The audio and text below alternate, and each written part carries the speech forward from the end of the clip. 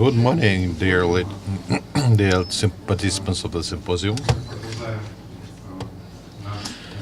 We are continuing, we're in the second day of our symposium, and we have session number 4 this morning, which is expansion of use of new anti-TB drugs and regimen of treatment. I think we will start, and because if anyone else will come, well, the topic is quite interesting. I think it's quite topical. It will be interesting to hear about the short regimen of. Не слышит меня? Не слышит на английском. Кто не слышит? 1, 2, 3. 1, 2, 3. You hear now? Okay. Okay, it will be nice to hear about the several topics today.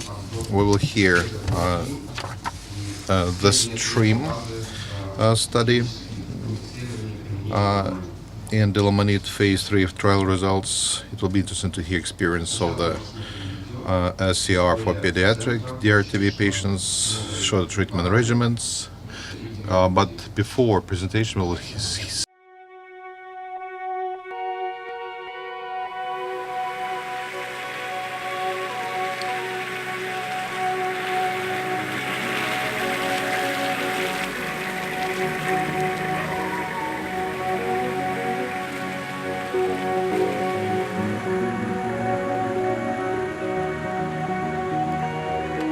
ვფიქრობდი, რომ ექსპერიმენტებს ატარებდნენ ჩემზე. ძალიან დიდი ხანი ვფიქრობდი თან ამ ყველაფერს. და მე შინოდა მაგის. რა ყველა მერჩევდა, რომ მე მკურნალე რაც უნდა ყოფილიყო, ხელიც მომეწერა, ყველაფერს დამთანხმებოდი ექიმებს, იმიტომ რომ ძალიან ცუდად ვიყავი, რთულად ვიყავი და თითქმის ჩემ გადარჩენის შანსიც კი ძალიან სადღაც 40-30%-იც კი იყო. მაგიტომ დიდხანს ვეღარ ვიფიქრე, იმიტომ რომ ცოცხლი მინდოდა და არა დროულად და სწრაფად წასვლა აღარ.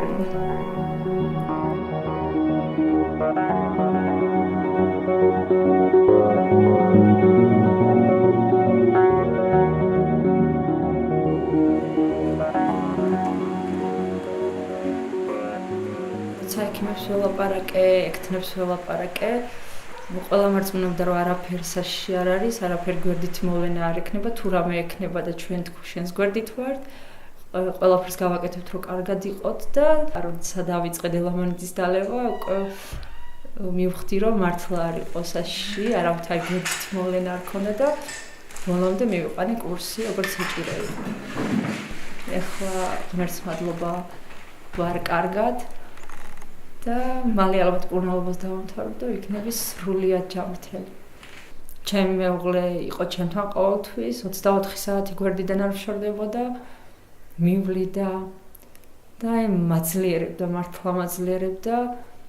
სულ იმას მეუბნებოდა, რომ ჩვენ ამას შევძლებდით, ჩვენ გადავლახავდით ყველა სირთულეს და არის კიდეც.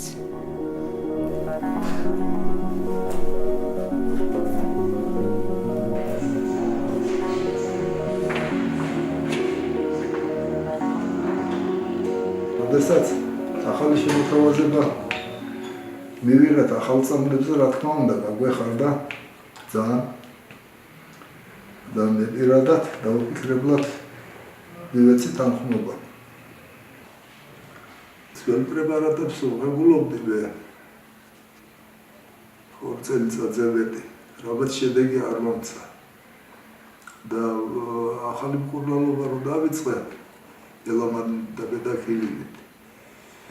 მეორე თვის თავზე მინუსი გავხდი.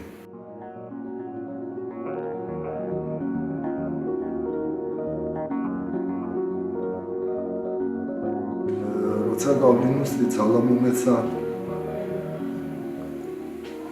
იმედი და სხვანაირი თვალით შევხედება რომ ჩემო ყველაფერს.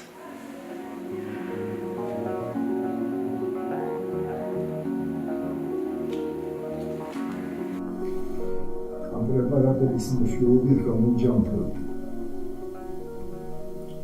ძირითადი ეს არის. მერე დამშვიდება კიდევ ხულს ნუ გაიტეხ. კი ბატონო არის ხანძრი პერიოდი ახლა ამით რეცეპტა არ არის კურნალობილი რომ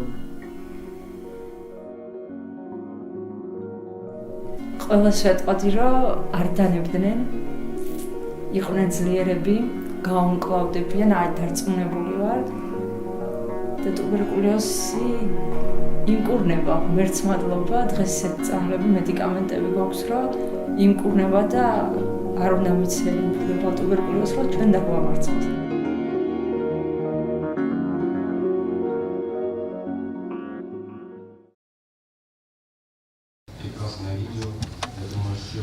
A great video. I think all of us in our practical work have been dealing with the new TB drugs, and it's sometimes it's quite difficult to persuade the patient that this could be his or her last chance for treatment. And new schemes of chemotherapy, betaquilin, delmonate, or both medication can be used together now. Well, great video. Thank you so much. Okay, the next speaker is rollout of new TB drugs and short course regimens in the Kyrgyz Republic. Abduvalat Kadyrov, director of National TB Center, Kyrgyzstan.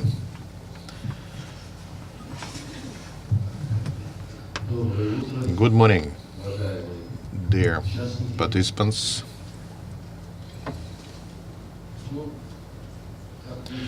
Well, as you can see from the slide,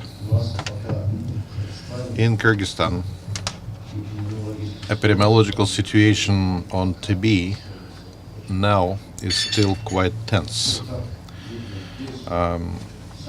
As you can see, the highest rate of morbidity was registered in the year 2001.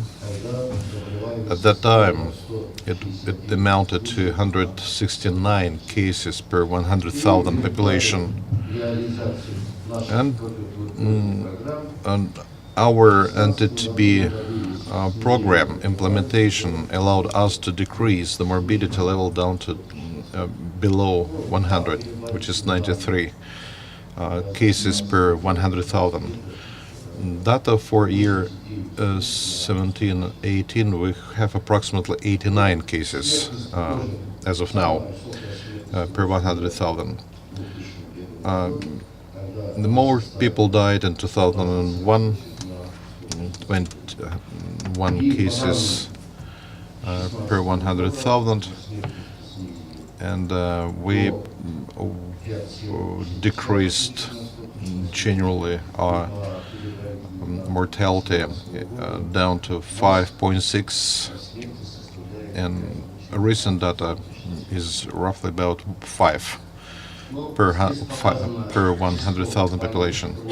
Okay, here you can see some statistics on a number of MDR RRTB patients starting from 2009. We have similar picture with the other Central Asian countries. We had a rapid increase of those with resistant forms of TB.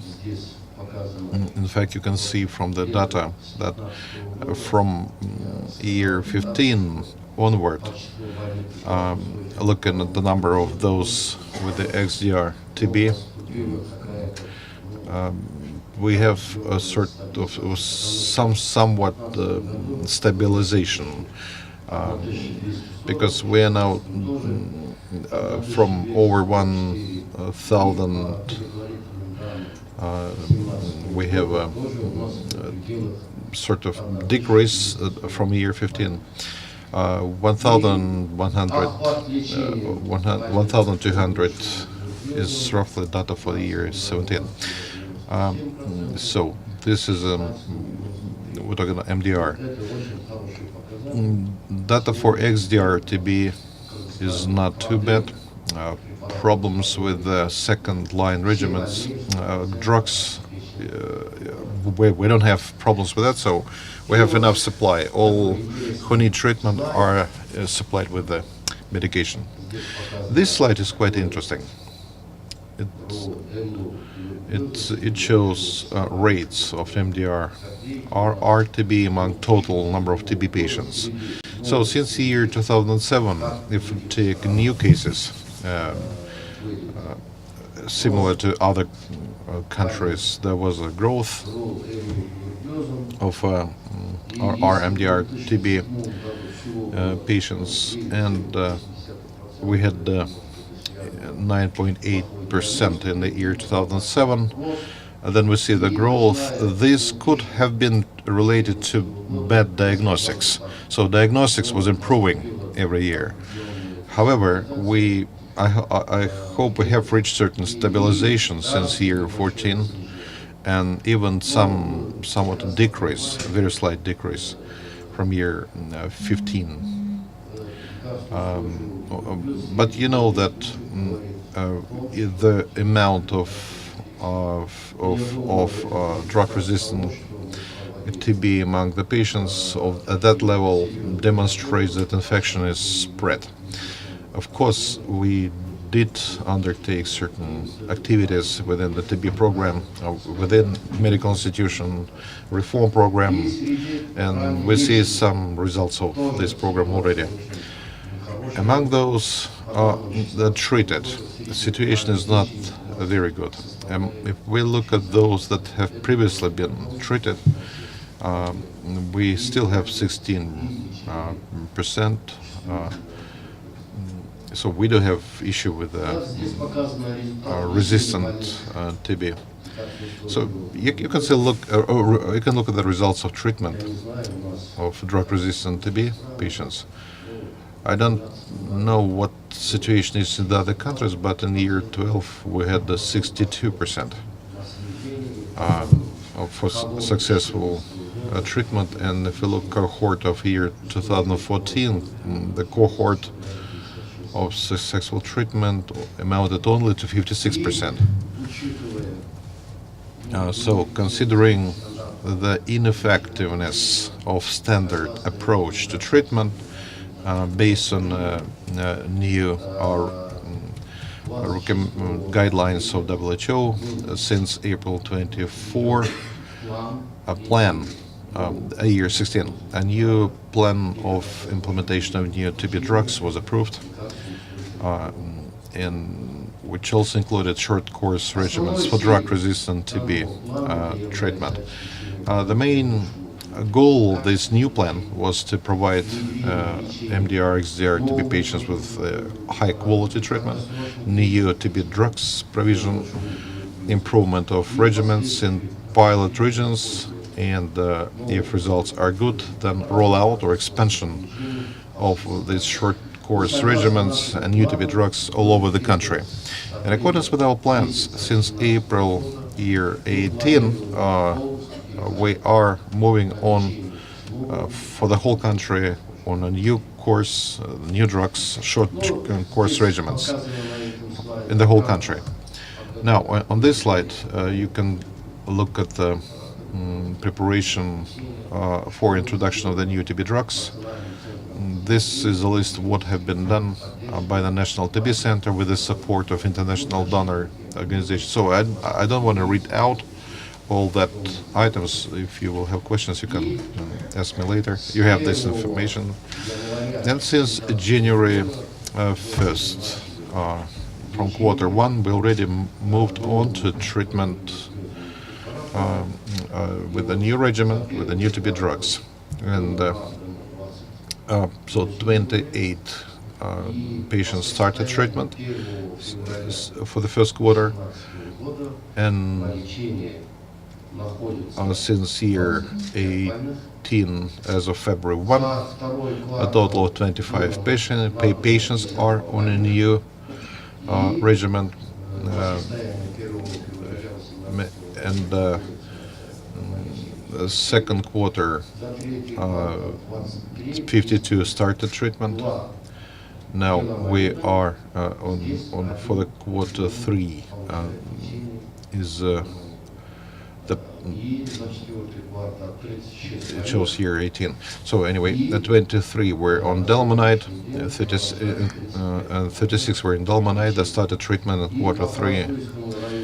In Karasu Rayon of Osh Oblast, Osh province is the southern region, the biggest, most populated location in the south of the country, where MSF is working quite actively. So they have started treatment with 10. One woman was pregnant, so she was off the treatment. So since so we have individual approach of total 149 as of January 1, and as of February 1 we have 134 total on treatment with a new regimen. So off the treatment. So we have 2 patients discontinued treatment because of no possibility of selecting proper scheme, and one woman was pregnant, as I mentioned. 4 patients have died, 5 patients had treatment failure. Results for patients were lost to follow-up.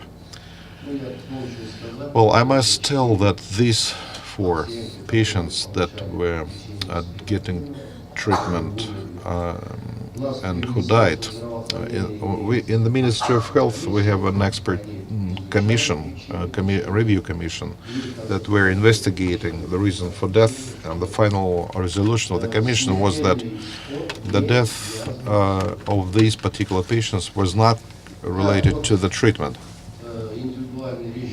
So this is individual beta-quilin treatment split by the cohort of the first quarter year 17. So we had 28 patients total at that time, 11 in Chuy province, which is outside Bishkek, 10 in Bishkek, Chalobad and Batken regions. Osh region is 1, 1 and 5. So this is south of the country.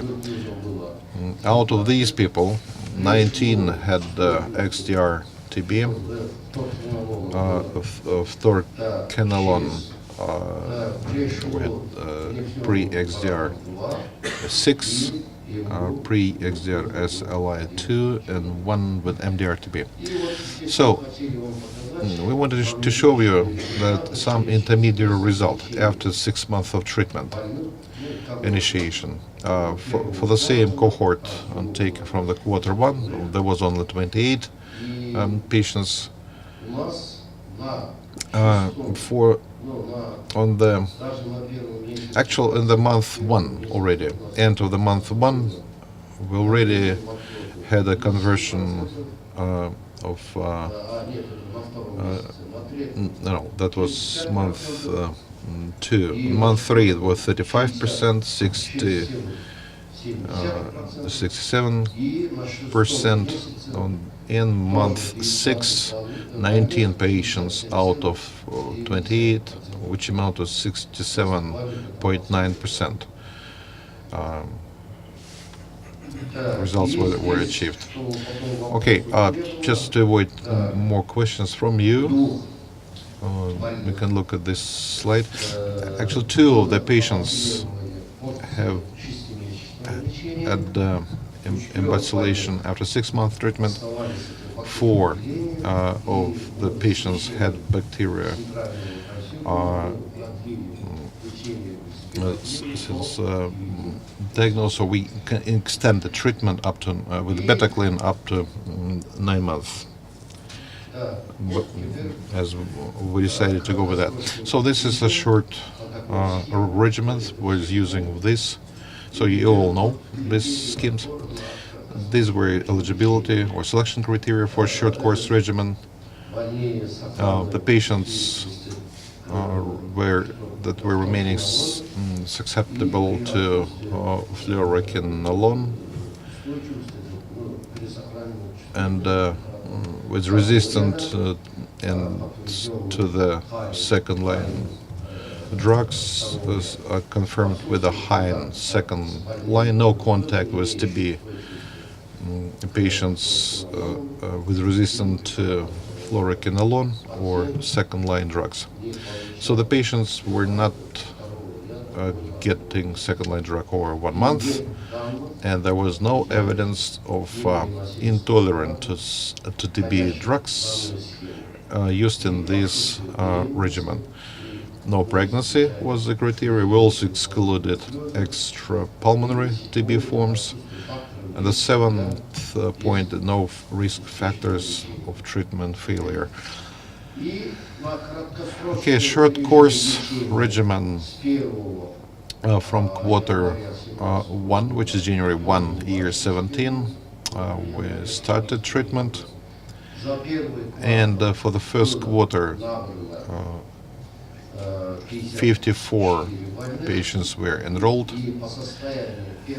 As of 1st of February year 18, continuing treatment 9 patients of the previous ones. Okay, to avoid questions, I must explain why 9 are still on treatment. 6 of the 54 patients were switched to individualized regimens. 7 were lost for further observation. 3 had ineffective treatment, and 29 were successfully off from this cohort.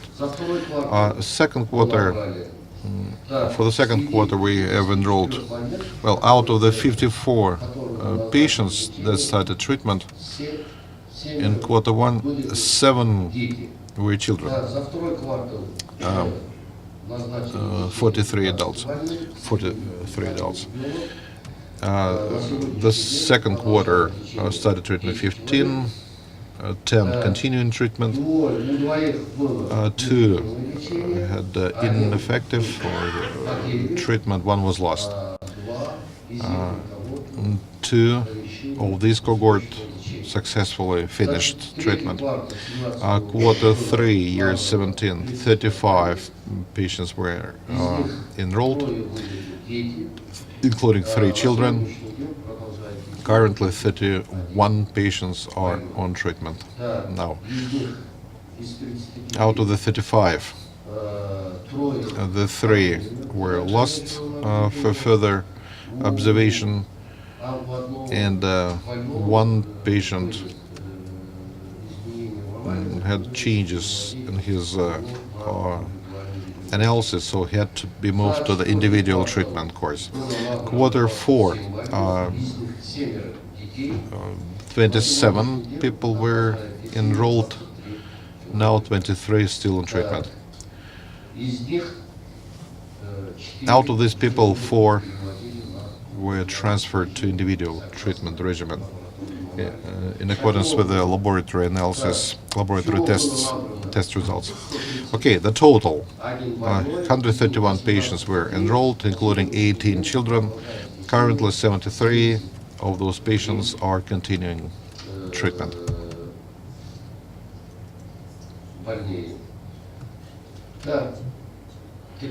So, some more statistics. Well, this basically explains what I was telling already. 9 patients of the cohort 1 of 54 enrolled in the quarter 1. 9 are still on treatment. 7 were lost. 3 patients had ineffective treatment, and 29 are off treatment. One more slide I wanted to show. This is interim results after 6 months of treatment. This is a first quarter cohort. Out of 54 total patients enrolled, 43 with a smear positive. No conversion was with 5 patients. Other 5 patients were lost and moved to individual treatment, 6 patients. Now, a short course, well, the second month smear positive the change was with 11%. Well, 11 patients, which is 25%, and 26 with the 60%, and month 6 total conversion of smear was with 27 patients, which is result. The outcome of treatment is 62.8%. Well, the short course regimen.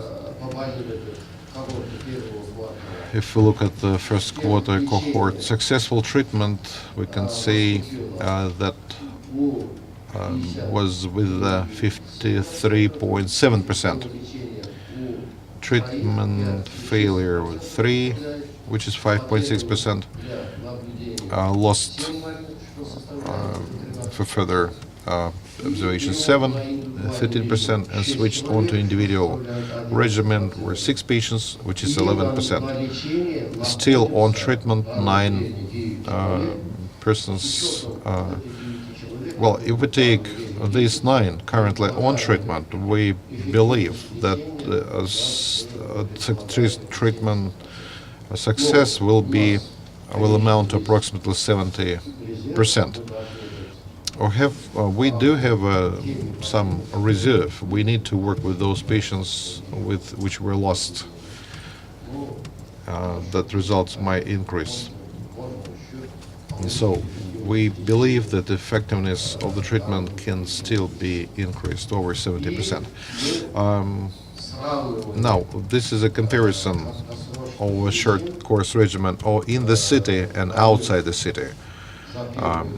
The city of Bishkek and Chuy provinces outside of the city of Bishkek, east and west. So there is some difference with the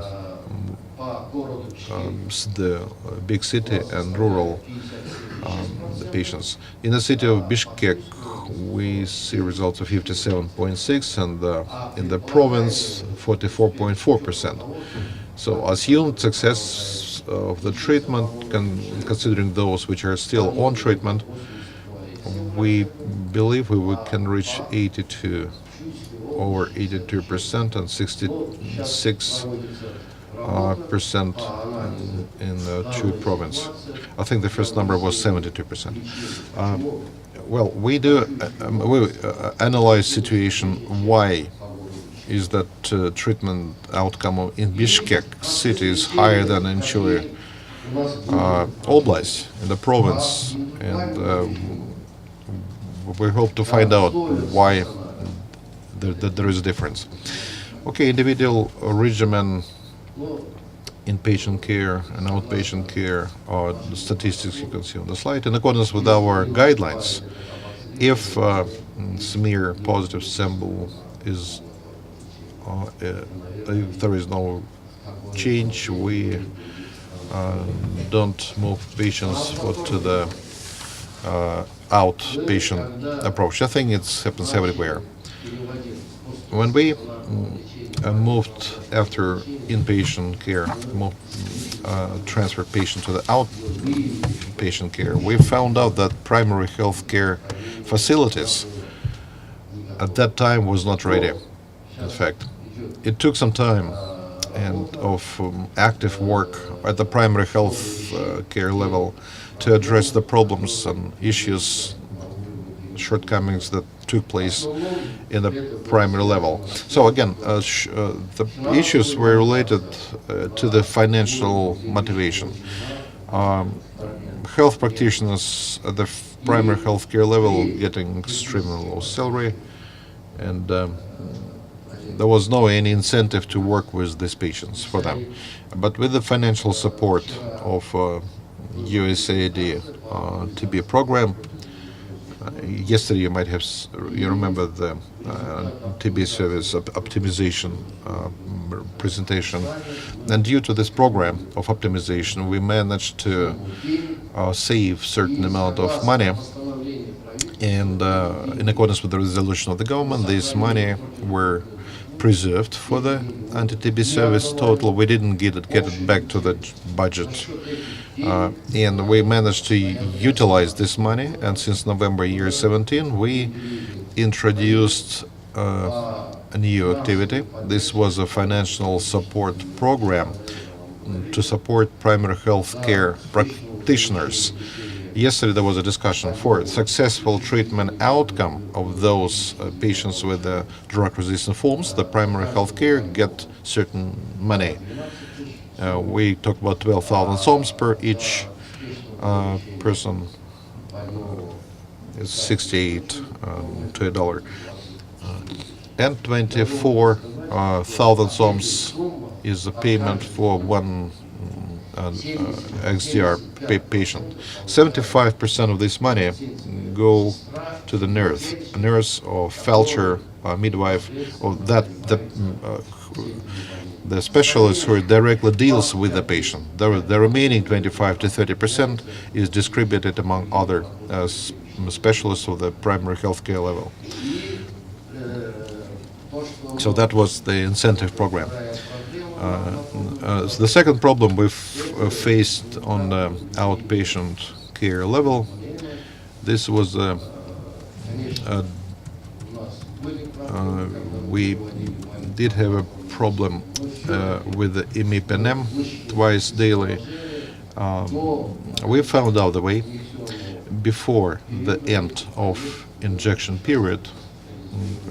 The patients were hospitalized and inpatient because for them it's not convenient to get an injection twice a day.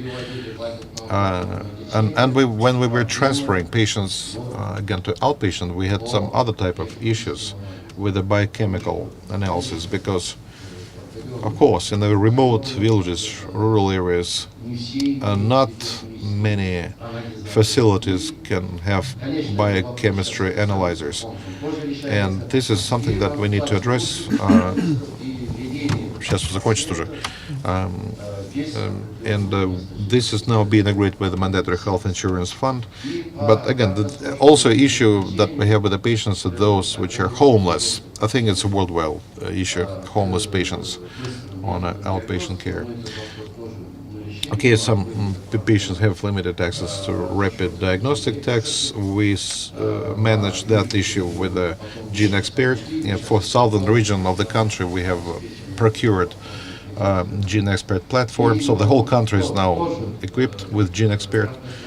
So the short-term regimen did have problem with biochemical analysis, but these issues are also addressed. Okay, I apologize, I took too much time. Thank you very much. If you have more questions, I'm ready to answer.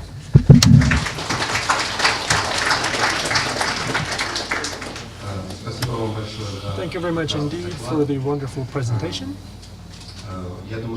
I think that we will keep our questions to the end after all the presenters, so please jot down your questions, and I'm pretty sure that everyone will be very happy to take your questions later. So our next presentation is the pediatric short course regimen in Uzbekistan.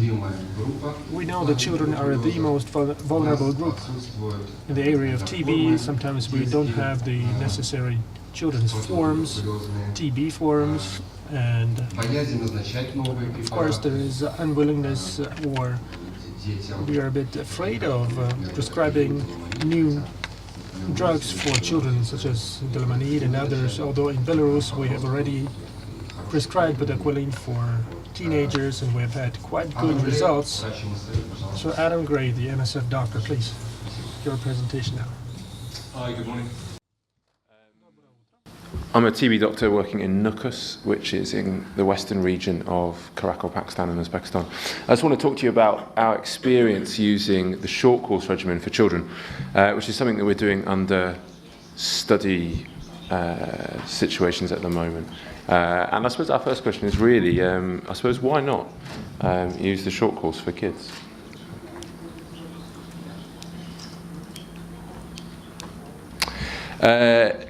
We know that pediatric TB is a problem globally, and we know that a lot of them have DRTB. And we know that pediatric TB is typically low burden disease, and so it makes sense that they would be a good candidate for the short course. But globally, we don't have a lot of experience with it because there simply has not been much research done. And our current study, we believe, is probably going to be the first detailed description of using this short course in children. We're doing it as a prospective single-arm study, and we've been going for just under 2 years now. Similar to yourselves here, we're continuing proteonomide throughout the continuation phase, which, as you can see below, this is broadly because we have high levels of first-line resistance. We're including all children. If they are under the age of 14, we can do it based on clinical TB with a contact history with RIF-resistant TB. And we are including some forms of extrapulmonary disease. We include pleural TB and lymph node TB, and that's the same as what we do for our adults, which we have more experience with. We're excluding people with pre-XDR TB with Oflox resistance, and with kanamycin-only resistance, we still use the short course, which is slightly different to some other areas. But if they're dual injectable resistant, we do exclude them. It's also worth saying that if they have first-line resistance, we also just continue. This is not something we take into account. So far, we've screened 51. We've excluded a third, broadly due to second-line resistance. But you can see there's a variety of reasons there. And then after enrollment, we've had to withdraw 4. Again, those are kids who their MJIT has come back as XDR. Of the people that we have enrolled, it's been a fairly even sex mix, a wide age range, although the majority of those were teenagers. The majority had pulmonary TB, and at the time of recruitment, most of them do have microbiological evidence of TB. We're not making huge use of clinical TB with contact. And as we expected in the region, we have a high level of kanamycin resistance. But like I said, if we have kanamycin isolated resistance with caprio sensitivity, we are continuing. I just want to present an admittedly very small cohort. And this is just for people who have started prior to 1 year ago. So we've given them the chance to finish their treatment and have follow-up. So 12 enrolled, and other than that 2 were withdrawn due to DST, they've all had a good outcome. Since then, 2 slides back, I've said that we've actually enrolled 34 in total. And out of those who have not yet completed their follow-up period, we have had 2 bad outcomes, which I should tell you about. One was a death. It was a teenager who developed fulminant hepatitis shortly after starting treatment. And obviously that was very sad. The other was a failure, and that was a child with pleural TB who had persistent pleural effusion by X-ray and CT at 4 months. And they have been transferred onto a new drugs regimen, and they're doing fine. We, of course, have had some challenges. We know in paediatrics it's difficult to make a microbiological diagnosis, and we're trying to make better use of our contact history and the use of that information when making a diagnosis and starting people on treatment. Things that we're looking to is to improve our range of diagnostic tools. We know that there's some evidence for stool expert and gastric aspiration, which is things we're not doing routinely. And we want to try and roll out and widen access to our sputum induction, which is something we only do in our main city. There is a lot of stigma in the area, as anywhere. Parents, understandably, don't want their children to have TB. But we've got a strong psychosocial department that works with the families, and we're finding that's improving our starting to treatment. Programmatically, we do 6-day DOT in Uzbekistan. So switching to the short course has been a challenge, especially in more rural areas. Getting staff available to give the Sunday dosing is a practical point.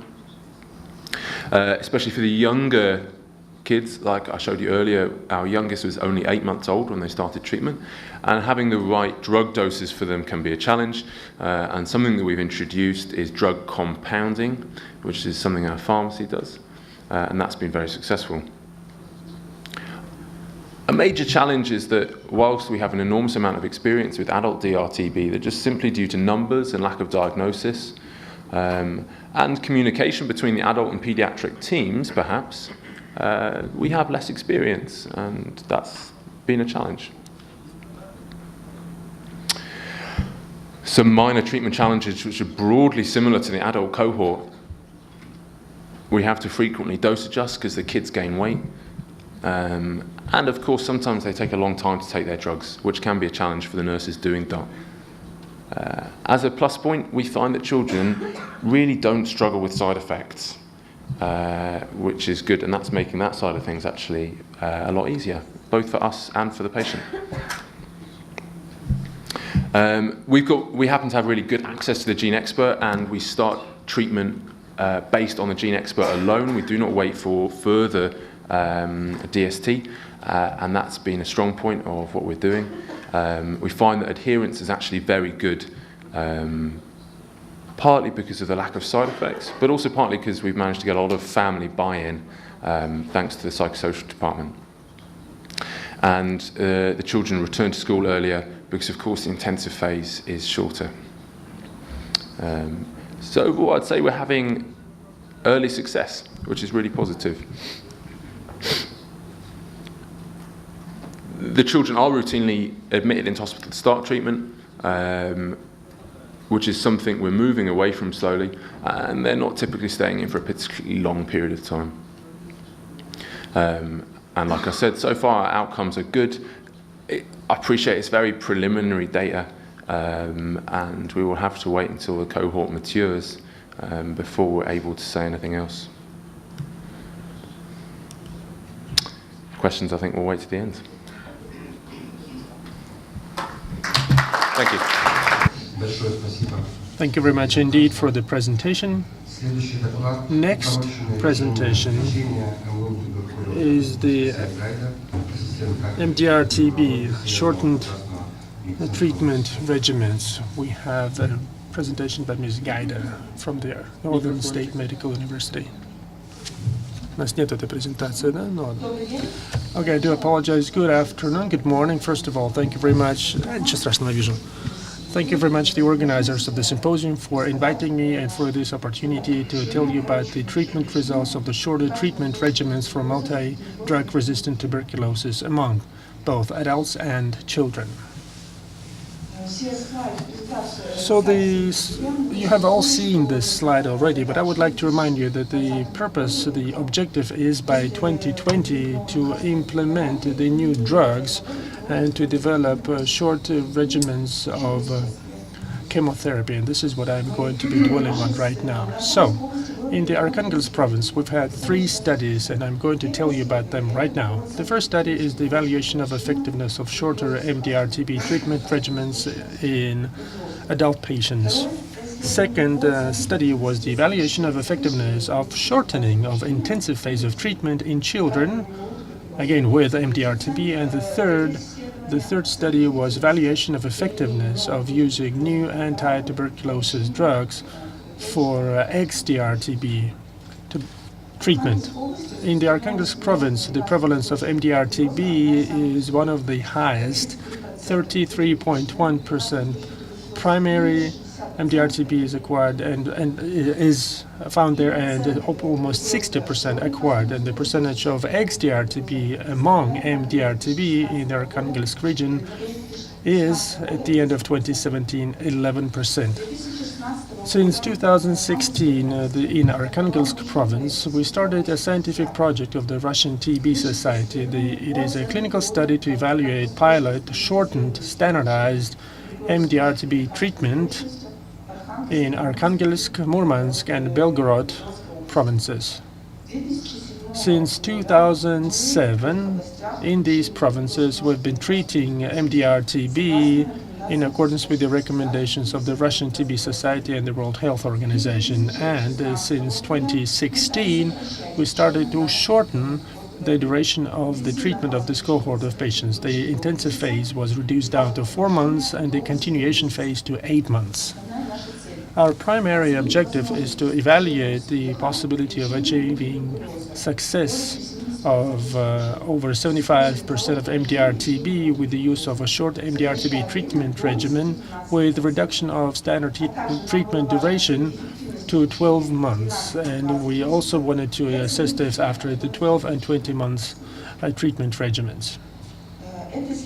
This study was conducted on the basis of the early study where we took a look at the patients that on average took 380 doses for MDR-TB and then discontinued the treatment. Then over a 5-year period of observation, relapses were in 10% of cases, and it is on this basis that we reduced the duration of MDR-TB treatment. In this study, we took 108 patients that started their treatment in 2015, so they were treated for 20 months. And in 2016, we took further 95 patients that were treated for 12 months at that time. The treatment algorithm were the same for groups 1 and 2. The characteristics, the gender and age distribution was pretty much the same, and the main thing here is the outcomes of treatment. The effective course of chemotherapy among patients that started to undergo treatment in 2015 was 62%. It is a low indicator, and it is brought about by the high indicators of discontinued treatment, 18.5%. This is related to the duration of treatment. 20 months is a long time. In 2016, the indicator of efficiency of chemotherapy reached 75%, but the discontinued treatment indicator went down to 7.4%. We have not seen any statistically significant difference in mortality between tuberculosis-related mortality in the first and the second groups. Relapses after the 6 months of follow-up were not identified in either of the groups. The second study that we conducted on the territory of Arkhangelsk province is the MDR-TB treatment among children with the reduction of the intensive phase of treatment. We had a retrospective cohort study of MDR-TB treatment effectiveness in children. In 2001, the first child with MDR-TB was registered in Arkhangelsk province, and since between 2011 and 2012, we treated 52 children with MDR-TB. The treatment algorithm between 2001 and 2013 for children and adolescents was the same. Average duration of treatment was the same for children and adolescents, 20 months. However, for children, we reduced the intensive phase of treatment down to 4 months on average. For adolescents, the continuation phase was 7 to 8 months. Now, the results of treatment. The effective chemotherapy course for both children and adolescents was above 80%. Three children had failure, and you cannot see it here, but one child unfortunately died of tuberculosis. That was an XDR case. And on the basis of the above, beginning 2013, we started to treat children and adolescents using shorter regimens. So the intensive phase, 3 months, continuation phase, 9 months. Beginning 2013 and up until December 2017, we registered 21 patients, both children and adolescents, and preliminary treatment success is for chemotherapy is currently 76%. And 3 children, 14%, are still undergoing treatment. Adverse reactions that we have faced among children. So hypothyroidism, hypotoxic reactions to TNAs, the dyspeptic autophagy, and one child had a hearing impairment. And the third study that I would like to show you is the XDR-TB treatment regimens.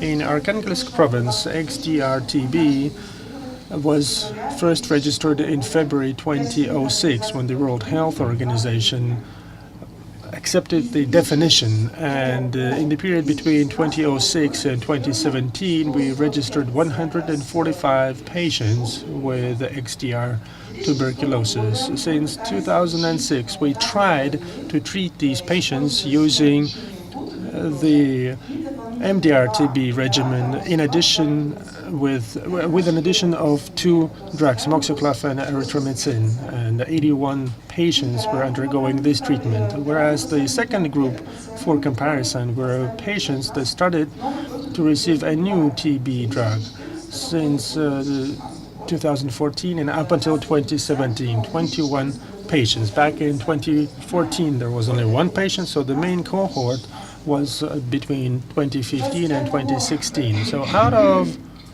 21 patients, 16 we managed to get all the drugs for 16 of them, and unfortunately for the 5 patients we simply didn't have the financial resources to get them all the drugs that they needed. Therefore, these are the patients with some limited lung processes without bacteria extraction or other patients. And the drug susceptibility testing of patients that were treated with new TB drugs showed that most of the patients have resistance to aminoglycosides, acid, camamycin, and fluorphenaminoxacitin.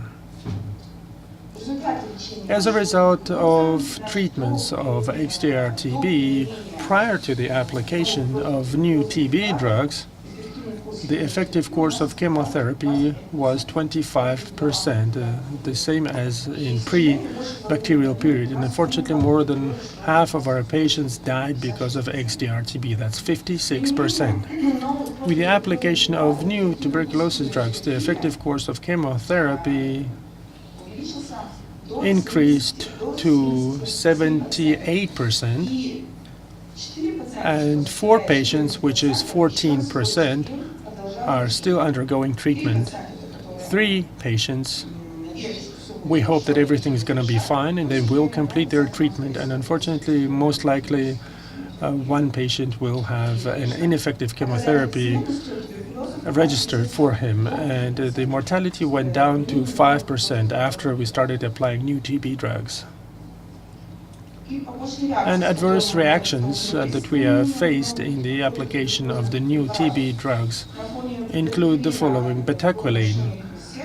We had arrhythmias among 10% of patients, arthralgia 5%, then the QT interval lengthening. 2 patients with delamanid, we relate anemia among 43%, then hyperkalemia 14%, and on the basis of linezolid, 38% of patients demonstrated polyneuropathy. Unfortunately, 1 patient died because of XDR-TB. The patient took 28 doses of TB drugs and he had a nephrotoxic reaction plus other concurrent pathologies that unfortunately would disallow us to continue the treatment, and the patient passed away. And for 6 patients we stopped TB drugs. The clinical state of the patients improved, their laboratory tests were fine, and we continued their normal treatment. So, as a result of all the above, let me draw a bottom line. The global target of 75% treatment success has been achieved. It is necessary to continue long-term follow-up after MDR-TB treatment with shorter regimens. Using new drugs for treatment increased effectiveness to 47%. But this is a preliminary result of our treatment. As I told you, 3 patients are still undergoing treatment, 4 patients actually, and mortality was reduced down to 5%. And we need to continue our studies on the effectiveness of new drugs and on the development of new treatment algorithms for XDR-TB. I think that in the end I'd like to show you morbidity. in the Arkhangelsk province. So this is the tuberculosis incidence. As I mentioned, it's going down, and in 2017 it was 22.4. And mortality follows the same trend. It's going down just as incidence rates, and we have 2.3 per 100,000 population at the end of 2017. Thank you for your attention. Thank you, Anastasia, for the wonderful presentation. Thank you for giving us comparisons of different chemotherapy algorithms being applied and their effectiveness. So the next presentation is the summary of STREAM and Delamanid Phase 3 trial results. Mr. Ernesto Yamarillo, WHO.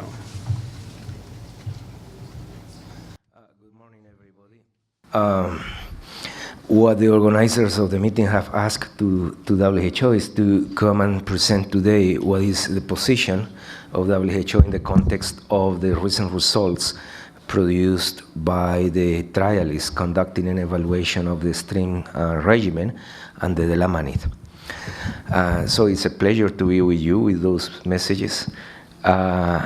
Let me begin by remind you some of the key messages of yesterday. These are the preliminary results presented in Moscow. I would like to insist on what the trialists have said to us. These are preliminary results.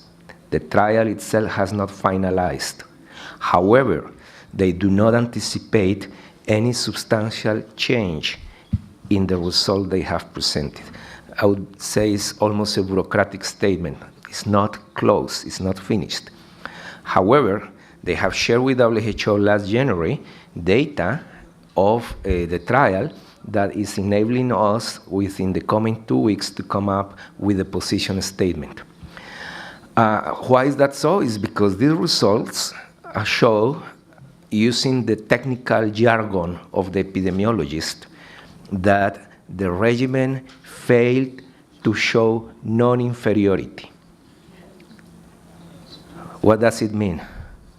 Well, it means many things and also means nothing. So trying to understand what it means has resulted in some confusion in the field, and came the request to WHO, please explain if we can continue using shorter regimen or if we better put this on hold. Because the rumor we are hearing is that that regimen is actually too bad, failed to show non-inferiority. So these results then are complemented by safety data and mortality data. In the mortality data, it's important to see that they are reporting higher mortality among the people treated, among those with HIV. Again, if you look to the statistical differences, there is not a statistical significant difference between both groups. However, there is higher mortality. And you cannot judge, but because there is no statistical significant difference, there is not some meaning behind, because the trial was not designed to evaluate difference in these two groups. This is a subset of the bigger cohort. Also, it's important to keep in mind that the follow-up in the cohort goes well beyond treatment.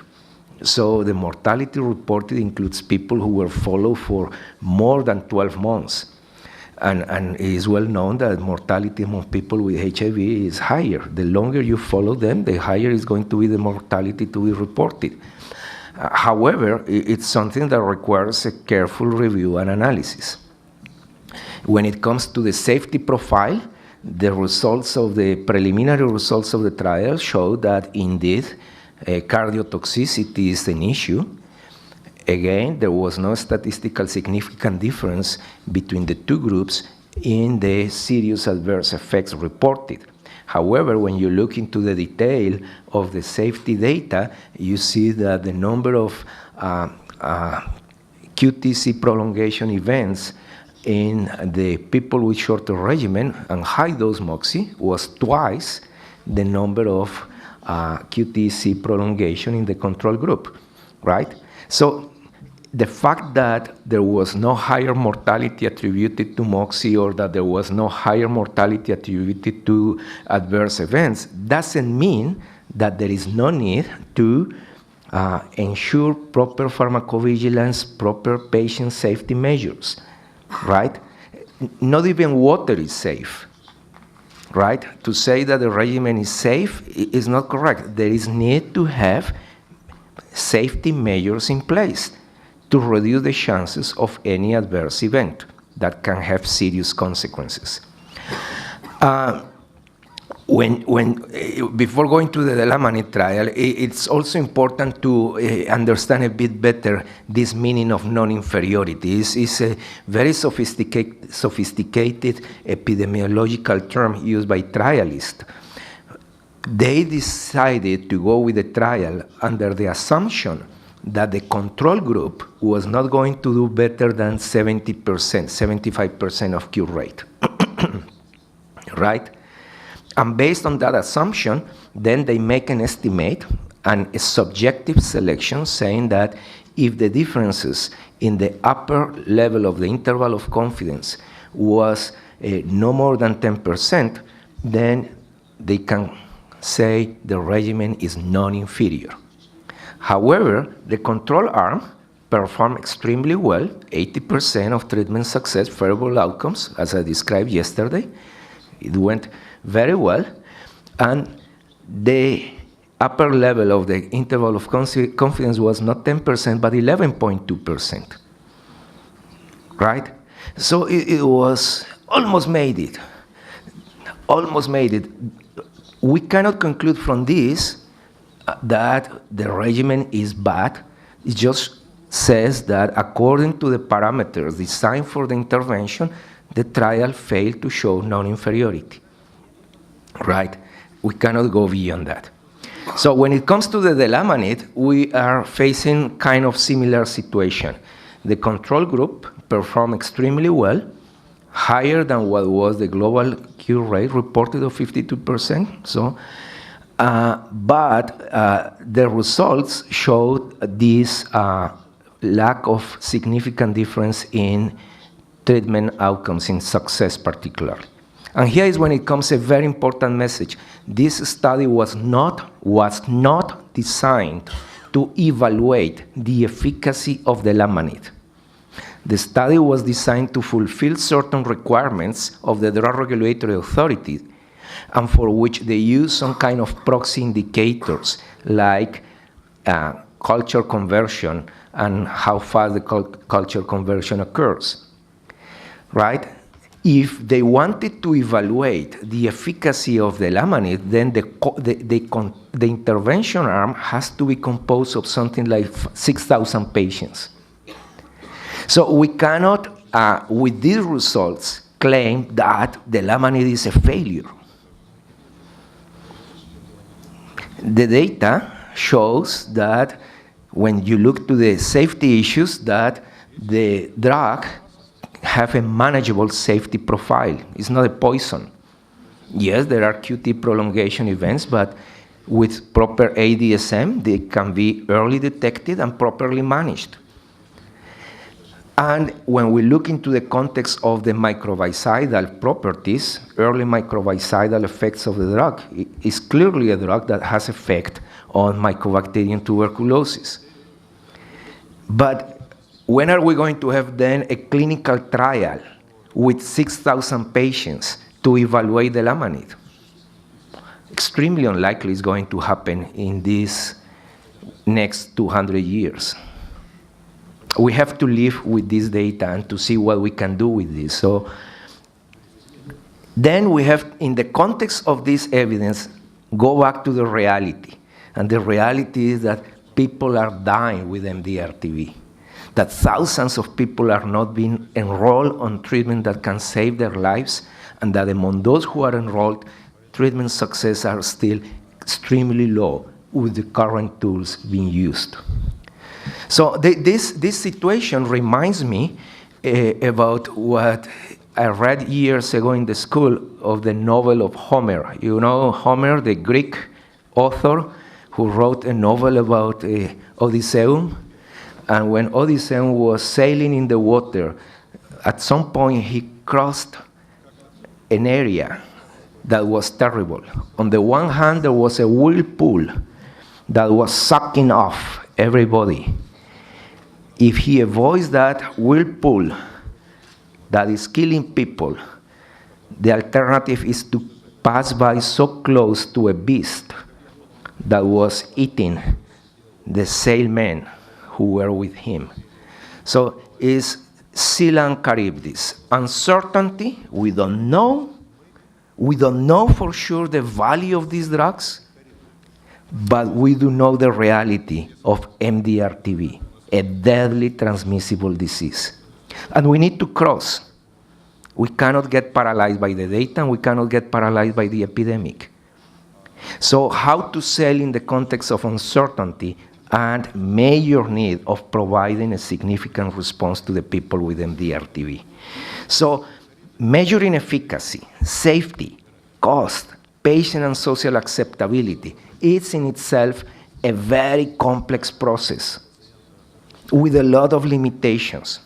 And what WHO has been doing is using the methodology called GRADE to assess the evidence, either from observational studies or from clinical trials, and get experts that can conduct an independent review and advise about the best way to go, such a way that that reality we have can be tackled in the most effective manner. So far, with the results that have been presented, we cannot confirm the efficacy of the drug, of the lamanate, but we cannot rule it out neither.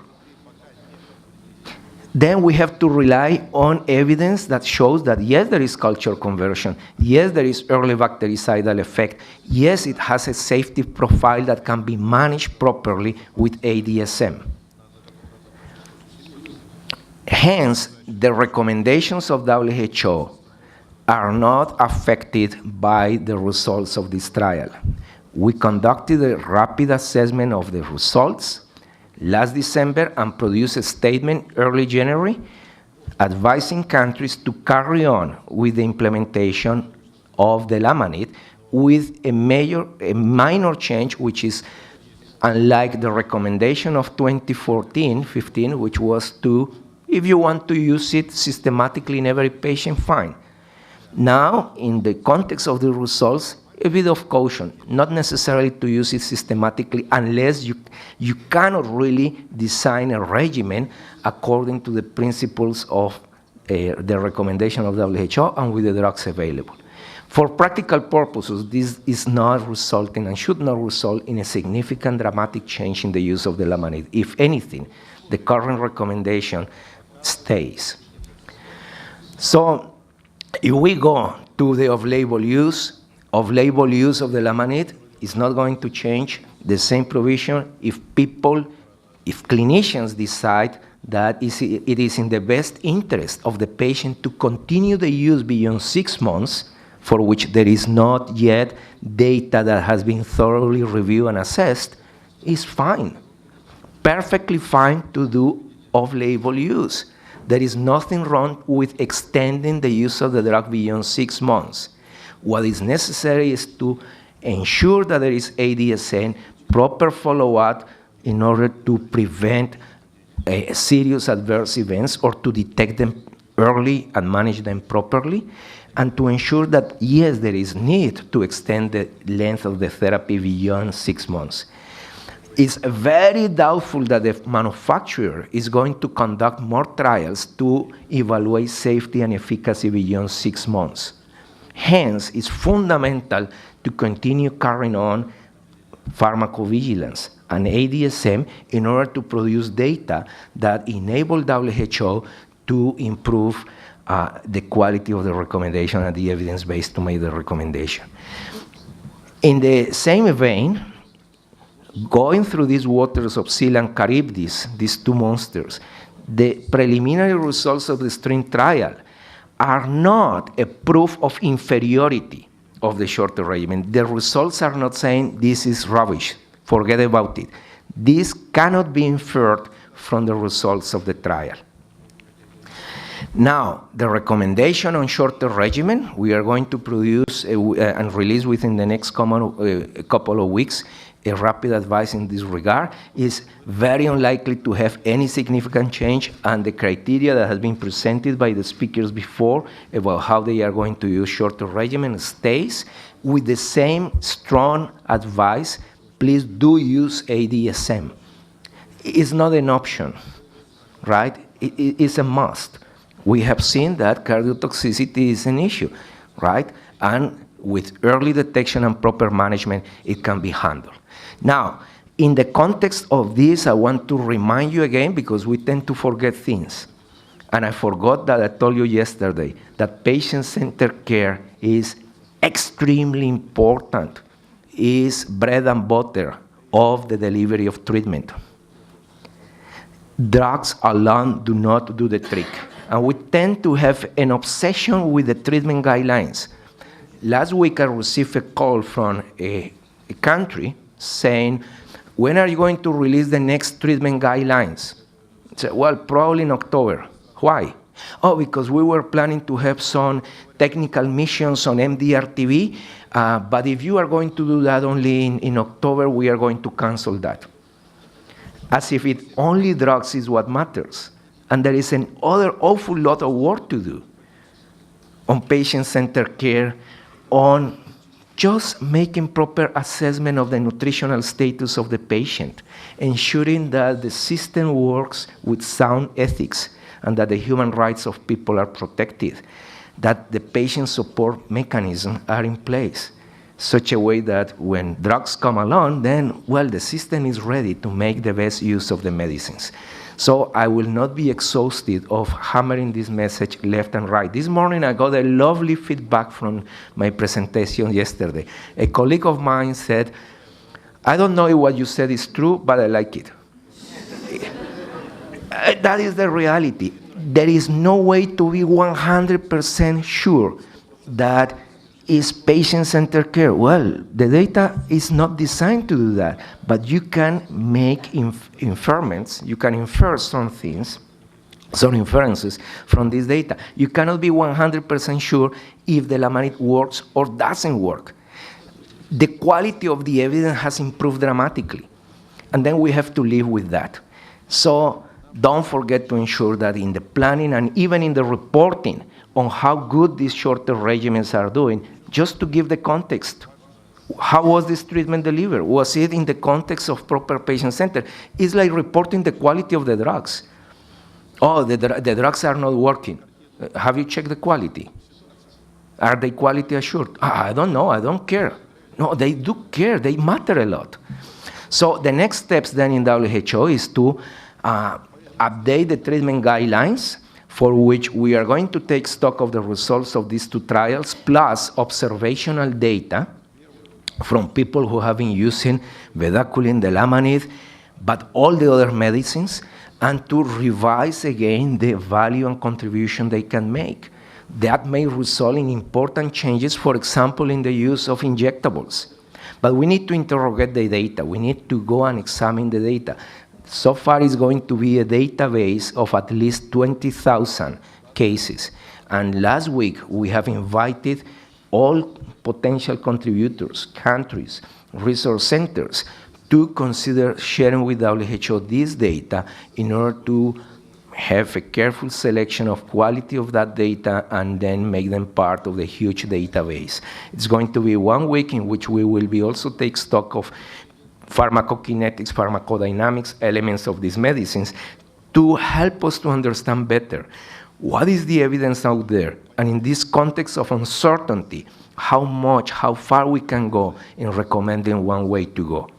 The companion handbook, which is this document, integrated, consolidated document to support implementation of the guidelines, is being updated and will integrate also drug-susceptible TB, such a way we have everything in a single document. So if I may go back then, right, what is the way out? What are the risks, right, and harms that each of you, the patients, the healthcare system is willing to take in order to cross the Strait of Seal and Caribbean safely? On the one hand, we have to deal with weapons, these medicines and this healthcare system listen, this medicine and this healthcare system that is not necessarily giving us perfect solutions. It's not only the drugs. How good is the healthcare system to ensure that all the elements of the management of MDR-TB are in place? The alternative is to be dragged into this whirlpool of this MDR-TB epidemic so deadly. We cannot get paralyzed and say we are not going to cross these waters. The evidence shows that it's possible, it's feasible to get 80% cure rate with the current tools, with the patient-centered approach. And there is also reasonable evidence that the Lamanid and shorter regimen do add value to the treatment in certain populations with careful selection of those patients, with proper management approach for safety profile of these medicines, right? And when they are delivered with patient-centered approach. This is what we have on the table at the moment. So, way out to ensure that there is political will. Evidence alone doesn't do the trick. It's the political will to ensure that the current recommendation of WHO, based on this best evidence available, can really be implemented as soon as possible. But to continue doing the research that can help us to understand better what is the value and the relevance of these tools. Thank you very much. Большое спасибо, Ernesto. Еще он быстро так говорит. Thank you, Ernesto. Thank you very much. I believe there are a number of questions. I would like to present Mr. Hewison. He will summarize all the presentations first. Thank you very much to all the speakers for their excellent presentations. And thank you very much to the organisers, because I think they've been very strategic to put the presentations about the short course regimen and the use of new drugs in the same session. And I think the fact that this year we had the first ever phase 3 trials on the short course and new drugs is also illustrating that, in fact, there's not a question about do I use short course or new drugs. It's use short course and new drugs. Every single patient will either have a short course treatment or a regimen with new drugs. And I think we're really in an excellent position today that we have the possibility to offer those two choices in our management of patients. And I think I really appreciated the evidence coming from Russia, where they showed these both types of treatments being used. I'd just like to also talk a little bit about the Washington meeting that Ernesto used a couple of slides from a meeting that took place in Washington. And it was a small group of experts trying to decipher this evidence coming from these phase 3 trials and be able to present that in a way that was understandable and clear for the rest of the community. And I think there were several clear messages that came from that meeting, which also complement very well the messages that have come from the presentations from our speakers today. So the first, as I said, is there is today 2 choices, short course regimen or regimens with new drugs, and these are complementary. The challenge is to choose which is the best regimen for your patient. And as we saw for the short course regimen, the challenge is there immediately to identify the patients who are eligible, and even to continue to identify the patients who are eligible after you start the treatment. So we saw even for children, but for adults, that after starting treatment, some patients are not eligible, we realise later on. And I think the short course regimen is good for the correct patients, the ones that are chosen correctly. And I think this region has a particular difficulty and a particular challenge, because there's a lot of things we don't know about resistance to other second-line drugs that are not tested with a rapid LPA test, so other than injectables and fluoroquinolones. And I think the role of operational research, so the presentations that we've seen today and what was highlighted by Ernesto, is essential, especially in this region where second-line drug resistance is very common. So I encourage you all to reinforce your data collection and reinforce your diagnostic capabilities to best use the short course regimen.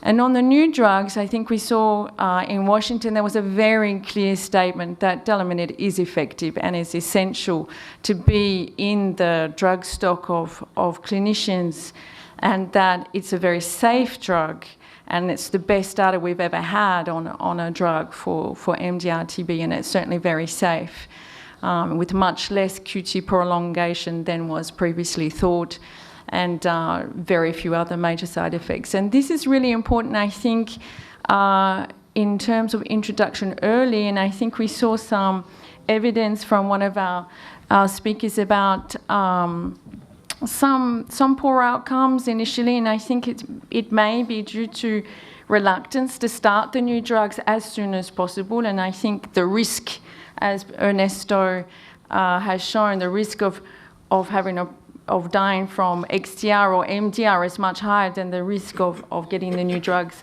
as you need them. And the other message on the new drugs from Washington, which is also illustrated here, was about using the drugs effectively in combination, as we saw, for more than 24 weeks, as we saw, and to collect that data. So the operational research is really important. And I think for the organisers, they've done very well also to follow up this session with the session on clinical trials, because actually what we need is not the short course regimen without new drugs. What we need is a short course regimen with new drugs. And this is what the clinical trials are testing and what we're really looking forward to hearing. So, yeah, thank you very much, everybody, for those presentations. But perhaps we have now some time for a panel discussion, either questions to our presenters, or perhaps some reflections on the use of these drugs in your regions.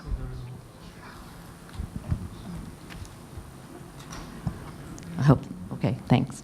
I'm Kathleen England, as you saw the other day I presented. As a laboratorian, I really want to thank you, Ernesto, okay, because I think one of the things the new drugs and regimens has brought to highlight is the ADSM. And for years, we have not had the tools in diagnostics to follow the patient's biochemistries implemented. And when we talk about TB laboratories, when we get in the GLI and we're developing all these things, it's culture and it's DST and it's, but the patient management diagnostics are very, very important to follow on. And I think these the study is very important to say that if we have good ADSM and we have good side effect management, then we can have good outcomes. So that, I think it's very important that we also build capacity for these diagnostics in the laboratories and we don't forget.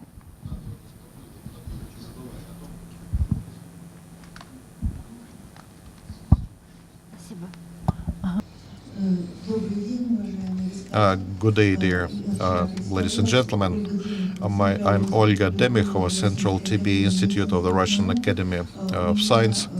I have first of all, I would like to express a gratitude to Mr. Abdovat Samatovich for his presentation. I have a question to you, to Kyrgyzstan. Are you using in a standard or short course surgery and pathogenetic methods of treatment in these courses?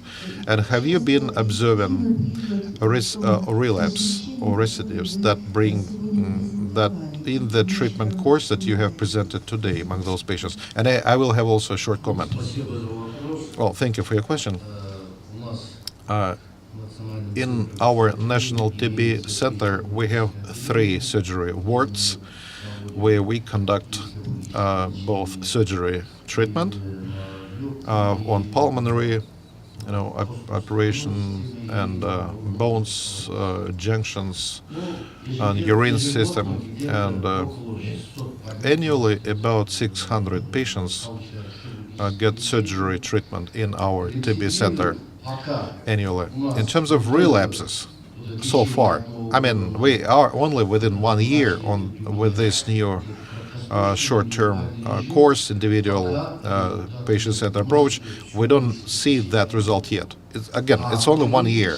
In terms of pathogenetic treatment, you are aware, mostly our staff have been passing in Moscow school. In fact, we're quite thankful we're using this pathogenetic type treatment. In fact, this is part of a comprehensive approach to treatment of TB patients. Thank you. And I would like to share experience of the centralized TB Institute. We have a 100-bed inpatient for children 9 to 13. Sometimes we received quite hard children in a pretty hard condition. In the past, we did not have death among children. Children usually don't die of TB. And I must say that in recent years, especially recent years, a short-term regimen was developed for designed for children as after surgery operations, when operation material was received for microbiological testing and for proper diagnostics and sensitivity and comprehensive individualized treatment allows to generally manage the disease within 3 months and bring to normal, quite positive outcome. Thank you. Yes, as in the short-term treatment, 18 children were undergoing this course, 7 already finished. They did not have any serious side effects, at least we didn't see any, and treatment was quite well. So children showed very good results in the tolerance to the new TB drugs. Olga Pavlova, Ukraine, pass. Thanks to organizers for this interesting symposium. Every time I come MSF symposium, I see a lot of new information, very interesting one. So thank you very much for this particular session as well. I have a question to Adam. Adam, short course among children in your case. Did you give double dose amafloxacin to children, and what was the outcome? Well, not safety of this type. We're using 400 milligrams of moxifloxacin for patients who are equivalent to adult weight, and then with reductions of that. So no, we're not using the 800 milligram at all.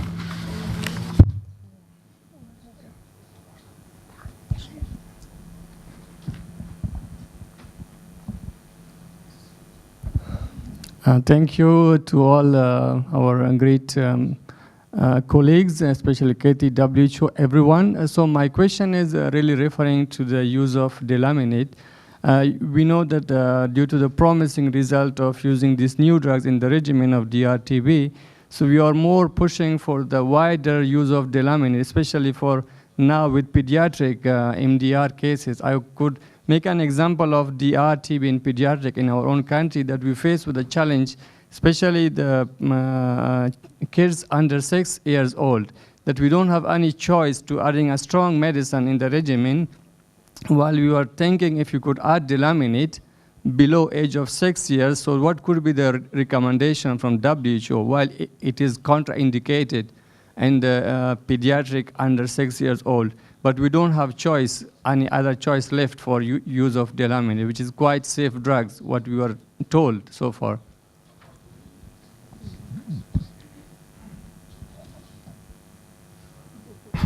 Thank you.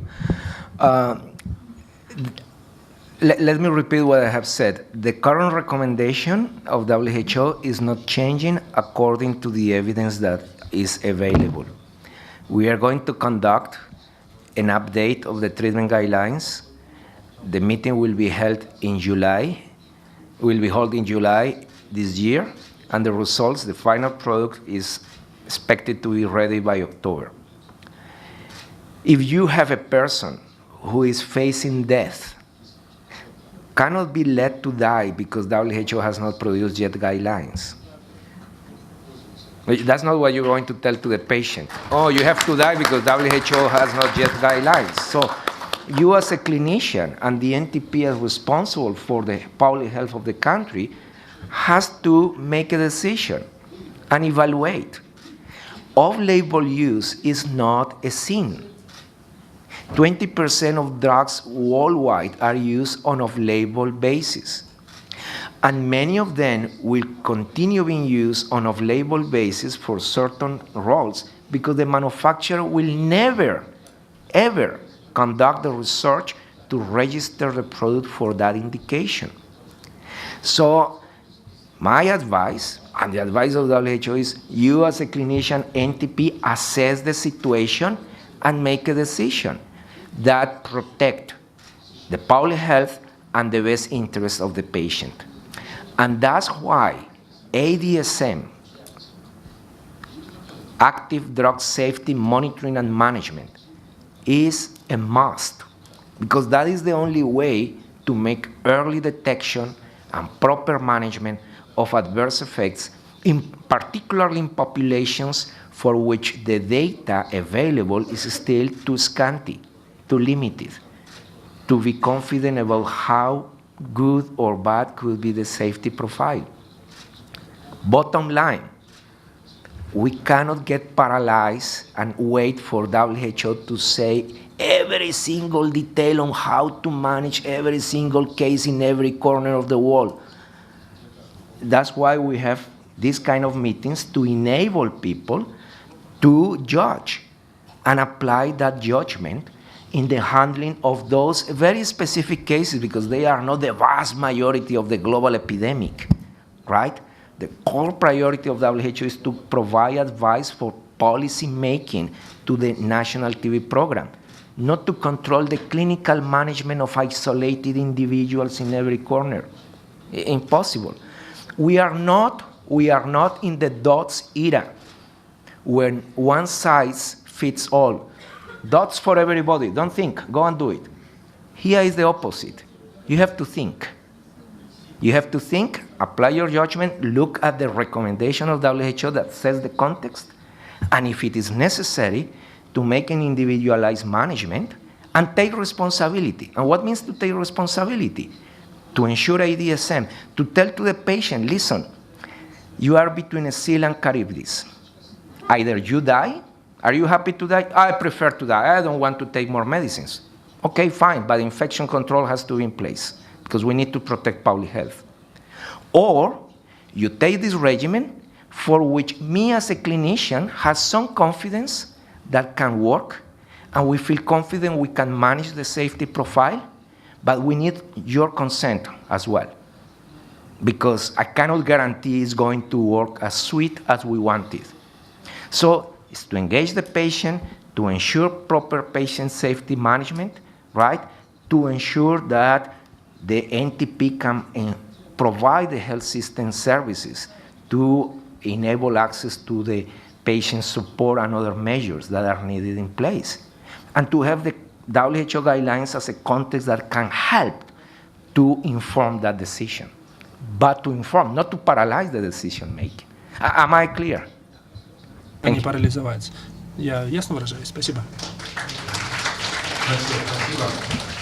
Thank you very much indeed. From the experience of the Republic of Belarus, I can tell you that betabeline only appeared in June 2015, and you know, we only had one pediatric department with 40 beds for the entire Republic. The youngest child that bedaquiline was prescribed for, and back then we did not have any WHO recommendations, was 11 years old. So I'm simply trying to say that when you don't have a choice, when we don't want to lose a child, quite naturally, whenever we have a new TB drug, not prescribing them would be not humane, right? It's just that we need more active pharmacological oversight. We need to control all the systems of the child more frequently, including the ECG, the biochemical analysis, etc., etc. We need to make sure the child is under constant supervision and observation by doctors. Later, when delamanid appeared, of course, we started to select delamanid when prescribing for children rather than bedaquiline. I just wanted to add up on that as well, because in Tajikistan we are treating the children with the XDR who do not have other options as well with the new drugs. The youngest child which we had on Delamanid was only 3 years old, and we didn't have any major difficulties. Of course, we need to follow up the children, but if in case there is nothing left, of course, we prefer to use something, even if it's off-label use.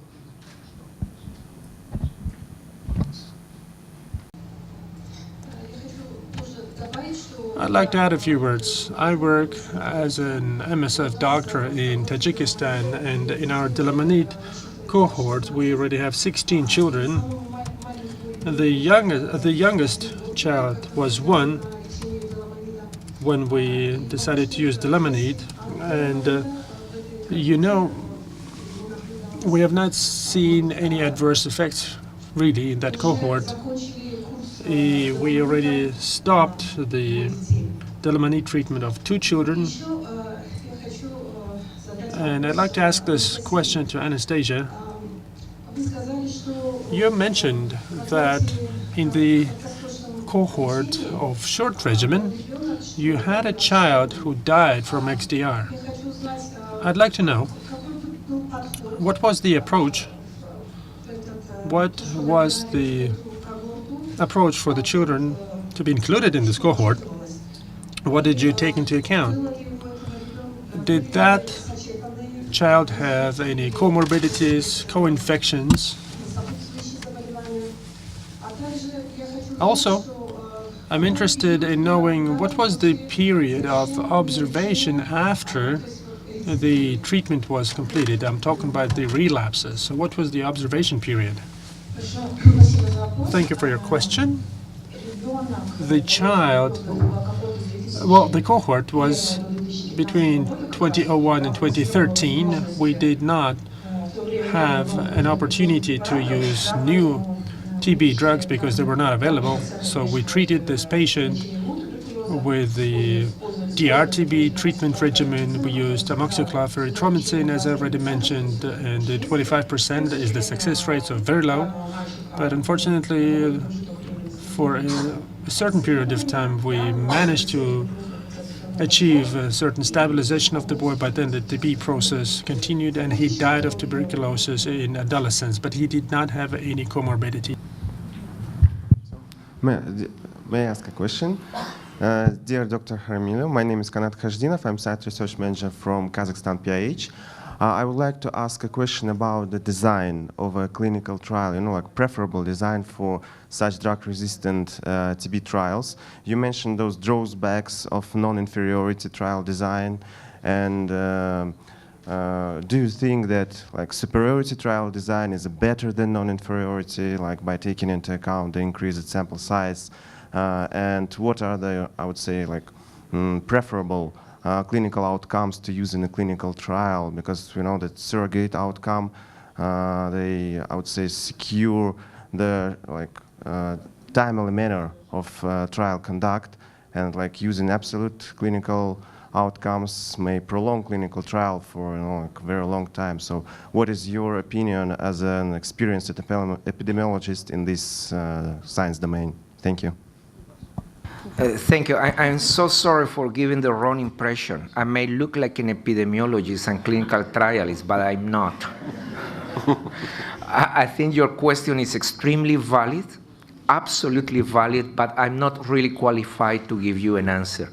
There is a group of qualified people that are going to hold a meeting in Geneva mid-March, precisely to address this question. Can you imagine? It's a group of 15 trialists and experts and people involved in these trials, and then we hope that WHO will be in better position to give some general guidance. However, it's not even actually a core function of WHO to tell researchers how to conduct research, right? Most likely it's just to set the basis, the context about what we need to inform policy making, right?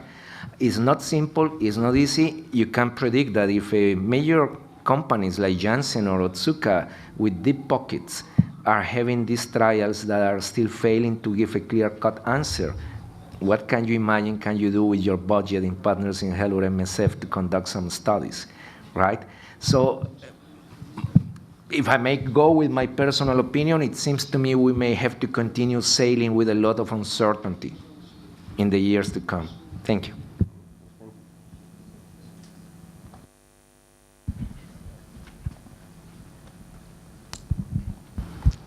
Thank you. I address my question to the non-trialist, non-specialist, but practical question. My name is Mathilde Berthelot. I'm working for MSF France, and I want to know your recommendation, advice, or how WHO can support the implementation of short regimen or new drug in context of countries at war, or in a specific environment where the access to the patient is already very difficult, but I guess that those patients would be the ones who need most short regimen or to be treated very quickly, because I think about Afghanistan, where my colleague Dr. Wali is working, with a very high prevalence, and I think we can be worried about such context and such countries where the prevalence will increase. Thank you. Yes, you may remember from my last slide, or last but one slide, saying the way out is to implement current recommendation and to continue doing research, right? So WHO has full support for countries, partners, to continue doing the research that is needed, either operational research or clinical trials. Quite often, what is more easy and more feasible and available to many partners is to conduct observational studies, which produce evidence of lower quality, right? However, you see that the trials are not necessarily solving the issue or giving the final answer to things. So observational data, when it's properly conducted and well done, can help a lot to inform things. And probably an example is what the Global Fund did with the shorter regimens. In coordination with WHO and with some technical partners, including MSF, including the Union, it was possible to have research that have us now where we are with shorter regimen, right? So my only plea is to ensure that the research is conducted with proper standards, ensuring full commitment of the NTP. Global Fund, we have Dumitru here with us, but the colleagues in Global Fund have confirmed that Global Fund grant is ready to support the funding of operational research as long as it is research that can inform policy update and is a research that is justified for the sake of ending the TB epidemic. It's not any type of research. It's research that can inform WHO policy, that can contribute to add value to their investments in ending the epidemic. And the shorter regimen is a clear-cut example. There was even a publication in the European Respiratory Journal last year presenting the case and inviting people, let's replicate this experience. We cannot wait for big pharma to make the investments needed to produce evidence that can help us to have better quality of evidence and to have better understanding about how to manage MDR-TB. Does it help? My answer? Does it help? Yeah, thank you. Уважаемые участники, мы выбиваемся из режима. Ну, давайте последний вопрос. Good morning, dear colleagues. I am working with MSF as a project coordinator in OSH project. And I just wanted to highlight the importance of patient-centered approach, and also to say that all these studies which are conducted, short regimen studied, which can show that even it has the same efficacy as the regimen that is used before, it is also an advance because it is meant to shorten regimen and shorten the suffering of the patient, having opportunity to take less period medicines, and also there are other clinical trials designed to make regimens which contains less medicines, which is also aimed to lessen the suffering of the patient. Thank you. Thank you very much indeed, all the presenters. Thank you very much for your questions. Now we have our coffee break. Thank you, Katie, for your summing up. So 11:15 we shall continue.